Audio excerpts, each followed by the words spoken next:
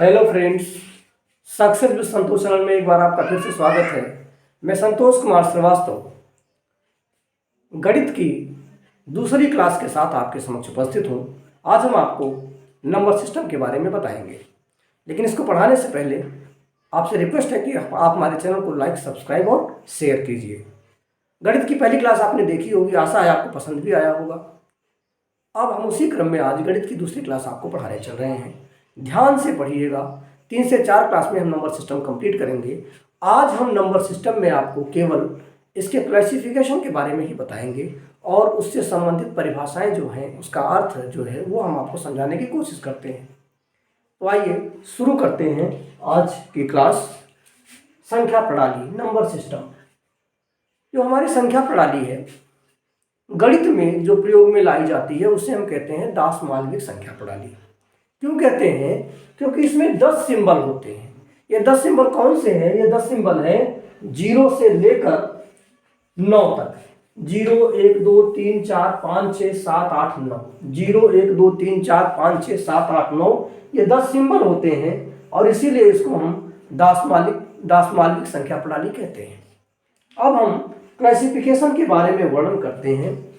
तो जब क्लासिफिकेशन का वर्णन करेंगे तो आप देखिए, कोई भी संख्या दो प्रकार की संख्याओं से मिलकर बन सकती है, तो हम उन्हें कहेंगे कॉम्प्लेक्स नंबर। सबसे पहले हम जो चर्चा करने वाले हैं वो है कॉम्प्लेक्स नंबर, जिसे आप कहते हो सम्मिश्र संख्या। जिसे हम कहते हैं सम्मिश्र संख्या। सम्मिश्र संख्या। अब यह सम्मिश्र संख्या 2 भागों में बटी होती है। एक होता है रियल नंबर, ठीक से समझिएगा इसको, और एक होता है इमेजिनरी नंबर। इमेजिनरी नंबर मतलब यह हो जाएगी वास्तविक संख्या और इसे हम कहेंगे काल्पनिक संख्या। अब पहले रियल नंबर और काल्पनिक नंबर के बारे में हम बात करते हैं। रियल संख्या क्या है? वास्तविक संख्या क्या है? वास्तविक संख्या क्या है? संख्याओं का वह समूह जिसे संख्या रेखा पर प्रदर्शित कर सकते हैं। संख्याओं का वह समूह देखिए, जो हम बोल रहे हैं इसको भी आप पॉज करके डेफिनेशन लिखते चलिएगा ताकि आपको याद हो जाए। हम यहाँ समझाएंगे इस पे। तो रियल नंबर क्या है? संख्याओं का वह समूह जिसे हम संख्या रेखा पर प्रदर्शित कर सकते हैं उसे हम रियल नंबर कहते हैं। जैसे हमने यहाँ पे लिखा, एक संख्या रेखा बनाया। संख्या रेखा एक हो गया 0। इसकी जब इस तरफ जाएंगे तो हम पॉजिटिव संख्याओं को लिखेंगे। अपनी जिधर से हम खड़े हैं इधर से दाईं तरफ जाएंगे तो इधर हम पॉजिटिव संख्याओं को लिखेंगे और बाईं तरफ हम निगेटिव संख्याओं को लिखेंगे। और ये संख्याएं अनंत तक जाएंगी, ये संख्याएं इनफाइनाइट तक जाएंगी, अनंत तक जाएंगी। तो हम कह सकते हैं कि 2 वास्तविक संख्याओं के बीच अनंत संख्याएं पाई जाती हैं। 2 वास्तविक संख्याओं के बीच में अनंत संख्याएं हो सकती हैं। 2 वास्तविक संख्याओं के बीच में अनंत संख्याएं हो सकती हैं।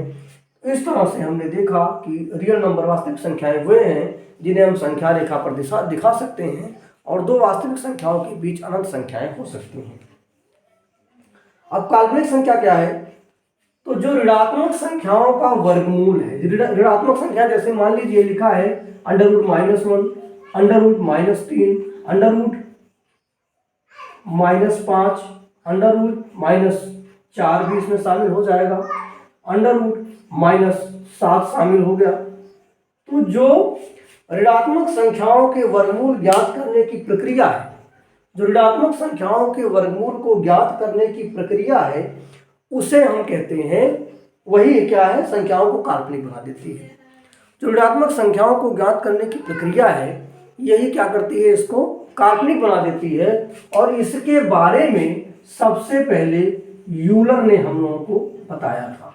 और यूलर ने एक जो है आयोटा संख्या का वो आविष्कार किया है। जैसे मान लीजिए लिखा है -√3,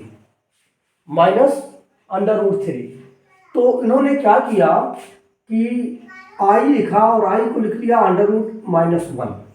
अब इसको हम क्या लिख सकते हैं, इसको लिख सकते हैं 3 √-1। तो अब इसको हम लिख देंगे √3 √-1, तो इसको हम √3i लिख सकते हैं। इसी को यूलर ने बताया है। तो काल्पनिक संख्याओं के बारे में आयोटा का प्रयोग किया है यूलर ने, और इस तरह से ये सारी संख्याएं हम इमेजिनरी रूट कहलाती हैं, काल्पनिक संख्याएं कहलाती हैं। अब इसका प्रयोग बहुत कम मिलेगा आपको आपके सिलेबस में। इसका प्रयोग अधिकतर टेक्निकल स्टूडेंट करते हैं, तो इसका प्रयोग बहुत कम मिलेगा। हम यहाँ पे आपको रियल नंबर्स के बारे में ज़्यादा कुछ बताएंगे। चलिए, ये आपने देख लिया होगा, समझ लिया होगा। अब हम चलते हैं वास्तविक संख्याओं के बारे में। इसके भी प्रकार की चर्चा हम करेंगे कि रियल संख्याएं क्या है, कैसी हैं, कितने प्रकार की हो सकती हैं। तो रियल संख्याएं जो होंगी, जो रियल नंबर होंगे, ये फिर दो तरह के हो जाएंगे। जो रियल नंबर होंगे ये फिर दो प्रकार के हो जाएंगे। एक हो जाएगा रेशनल नंबर, एक हो जाएगा रेशनल नंबर, और एक हो जाएगा इरेशनल नंबर।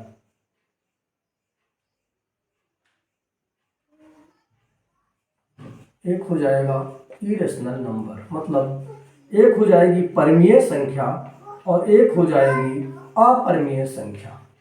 एक आपकी हो गई परिमेय संख्या और एक हो गई अपरिमेय संख्या। एक हो गई परिमेय संख्या, एक हो गई अपरिमेय संख्या। तो परिमेय संख्या और अपरिमेय संख्या के बारे में आप जानते हैं कि जिसे हम P/Q के रूप में लिख सकें, वो सब परिमेय संख्याएं होती हैं। जहाँ Q की वैल्यू शून्य ना हो, P/Q के रूप में लिख सकें, और Q की वैल्यू शून्य ना हो, उसका मान शून्य ना हो, यानी अंश और हर के रूप में लिखें और हर का मान शून्य ना हो, तो उसे हम परिमेय संख्या कहते हैं। और जब जिसे हम P/Q के रूप में नहीं लिख सकते हैं, उसे हम क्या कहते हैं, अपरिमेय संख्या कहते हैं। इसकी चर्चा हम बाद में करेंगे। तो हमने क्या देखा कि इसे P/Q के रूप में हम लिख सकते हैं, तो हमें ये दो तरह की संख्याएं यहाँ से प्राप्त हो सकती हैं। एक तो भिन्नात्मक संख्या मिल सकती है, एक भिन्नात्मक संख्या मिल सकती है, और एक पूर्णांक संख्या मिल सकती है। एक भिन्नात्मक संख्या मिल सकती है और एक पूर्णांक संख्या मिल सकती है। तो जब हम पूर्णात्मक संख्या की बात करेंगे, पूर्णांक की बात करेंगे, तो उसमें बहुत सारी संख्याएं मिलेंगी, जैसे सम संख्या हो गई, विषम संख्या हो गई, सम संख्या और विषम संख्या हो गई। साथ ही पूर्णांक को हम तीन प्रकार से लिख सकते हैं। एक तो जीरो, एक ऋणात्मक, यानी पूर्णांक संख्या ऋणात्मक और धनात्मक दोनों होती हैं, ऋणात्मक और एक धनात्मक। आपकी समझ में आ रहा होगा, आशा है आप समझ रहे होंगे।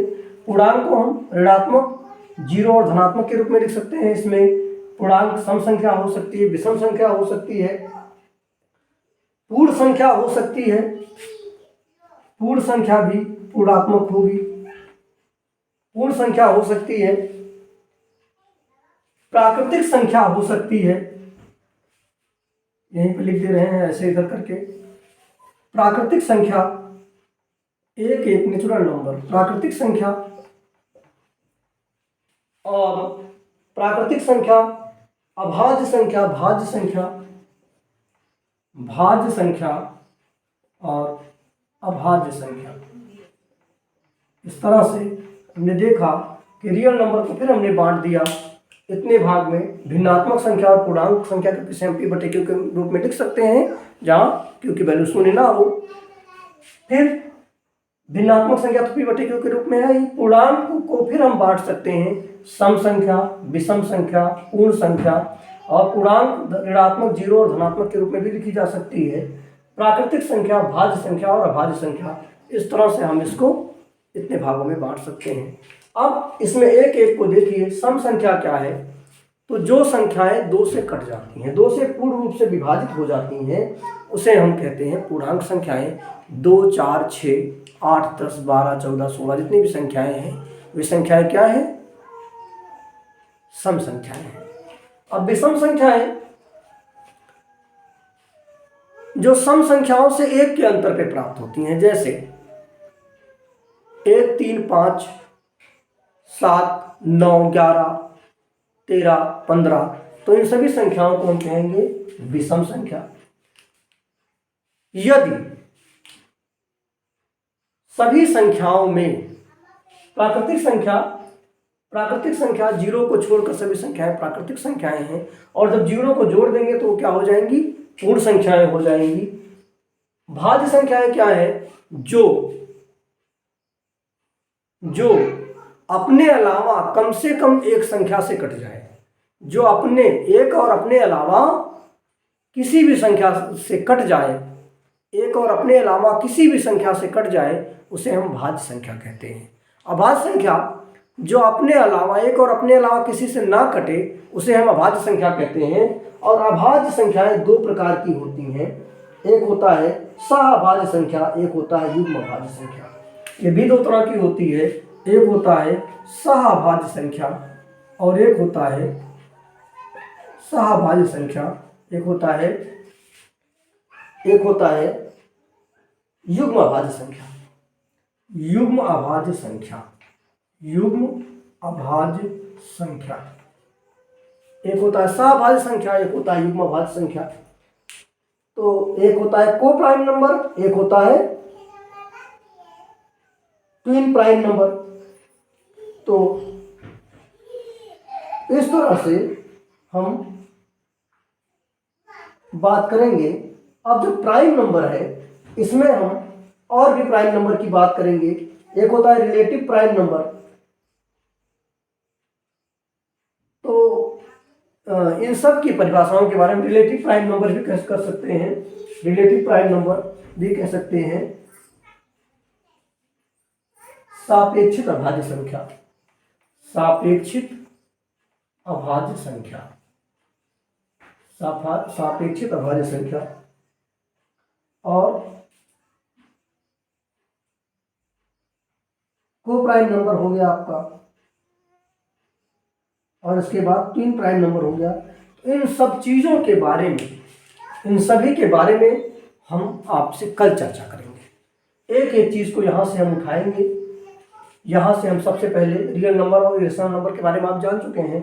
अब हम सबसे पहले सम संख्या को उठाएंगे, विषम संख्या को उठाएंगे, पूर्ण संख्या को उठाएंगे। एक एक संख्याओं की चर्चा हम आपसे करेंगे, और जब ये चर्चा पूर्ण हो जाएगी तो फिर हम अगले टॉपिक की शुरुआत करेंगे। पहले हम इन्हीं सब चर्चाओं को करके उसके बाद आगे चलेंगे। आज के लिए बस इतना ही। आशा है कि आपको इसका बेसिक कॉन्सेप्ट समझ में आ गया होगा। यहीं से ये शुरू होगा और यहीं से धीरे धीरे आगे बढ़ता जाएगा। इसमें आपको ये इमेजिनरी नंबर हमने जो बताया है, ये आप नहीं पढ़ेंगे, ये केवल आपको थोड़ा सा समझाना था कि आप जाने रहिए कि ये भी क्या होता है। साथ ही आपने देख लिया सभी परिभाषाओं के बारे में। अब इसमें से कौन सी छोटी सम संख्या, सबसे छोटी सबसे बड़ी सम संख्या, मतलब अब सम संख्याओं के बारे में, विषम संख्याओं के बारे में सब हम क्रम से धीरे धीरे चर्चा करेंगे, और आपको हर चीज़ के बारे में पूरा डिटेल पढ़ाएंगे ताकि आपका कोई भी प्रश्न छूटने ना पाए। आज के क्लास में बस इतना ही। चैनल को लाइक, सब्सक्राइब और शेयर कीजिए। धन्यवाद।